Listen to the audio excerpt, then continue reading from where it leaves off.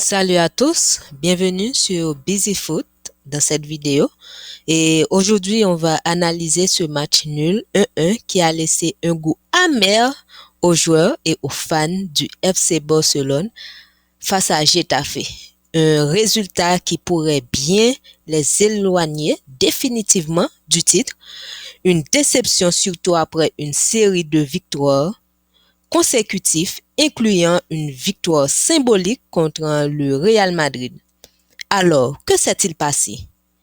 Que s'est-il passé sur la pelouse aujourd'hui? On va voir.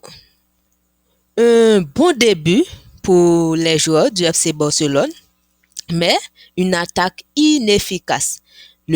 Le Barça démarre fort avec un but de Jules Koundé dès la 9e minute. Magnifique passe de Pedri. Encore une fois, Koundé prouve qu'il est l'un des meilleurs latéraux droits du moment. Offensivement, son apport est indéniable. Quant à Pedri, il confirme qu'il est peut-être l'un des meilleurs milieux de terrain du monde à seulement 22 ans. Sa vision de jeu et sa qualité de passe sont tout simplement phénoménales. Oui, malheureusement, après ce début prometteur, l'équipe n'a pas su capitaliser. On a Rafinha et Lewandowski en particulier n'ont pas été à la hauteur. Donc Rafinha capable de meilleur comme du pire, a manqué de précision dans ses actions. Quant à Lewandowski, il a peiné à peser sur le jeu, rappelant que son âge commence peut-être à se faire sentir. Une défense de Getafe en mode bus.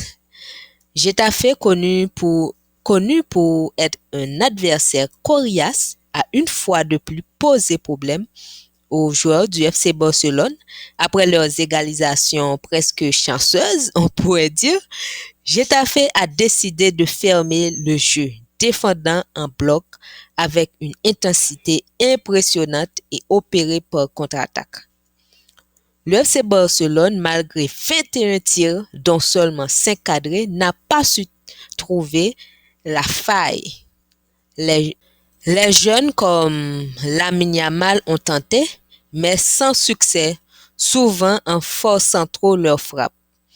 Oui, on peut dire que l'arbitrage, encore sous le feu des projecteurs, des critiques. Un autre point noir du match, l'arbitrage. Vraiment, plusieurs décisions controversées ont frustré les joueurs et les supporters. À plusieurs reprises, la VAR aurait pu intervenir, mais rien n'a été fait, surtout sur la faute que le joueur du Getafe a commis sur Koundé. Ces erreurs répétées que l'on observe également dans d'autres championnats soulèvent des questions sur la qualité globale de l'arbitrage aujourd'hui. Donc, il y a des leçons à tirer dans ce match. Donc, ce match illustre deux problèmes majeurs pour le Barça en ce moment. Une attaque trop peu efficace, plusieurs occasions, mais et moins de buts. Et malgré leur domination, ils n'ont pas su tuer le match après leur ouverture du score. Et un manque de profondeur d'effectif aussi, parce que si vous avez vu que Lewandowski a 35 ans, donc il ne peut pas jouer tout le match de 90 minutes. Mais s'il y avait un autre attaquant et qui pourrait compenser ça, ce serait bien pour le FC Barcelone. Donc, le FC Barcelone doit travailler sur ce point et surtout sur le banc et pour l'attaque. Oui, avec un banc limité, il est difficile de maintenir un haut niveau de performance tout au long de la saison. Cependant, tout n'est pas perdu. Cette équipe, composée de jeunes talents prometteurs comme Pedri, Gavi et Lamine Yamal, a un avenir radieux devant elle. Avec un bon mercato estival et des ajustements tactiques, le FC Barcelone pourra revenir plus fort, je pense.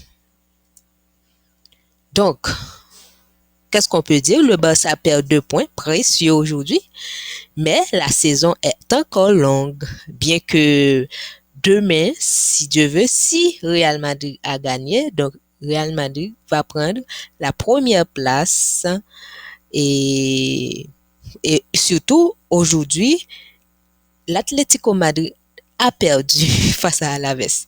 Donc, ce sera vraiment difficile pour le Barça de revenir et espérer un titre, mais il faut compter sur les faux pas du Real Madrid. Donc, les objectifs en Liga semblent s'éloigner, mais une belle campagne en Ligue des Champions est encore à portée. Les supporters peuvent garder espoir. L'équipe est jeune, talentueuse et prometteuse. Et vous, qu'avez-vous pensé de ce match?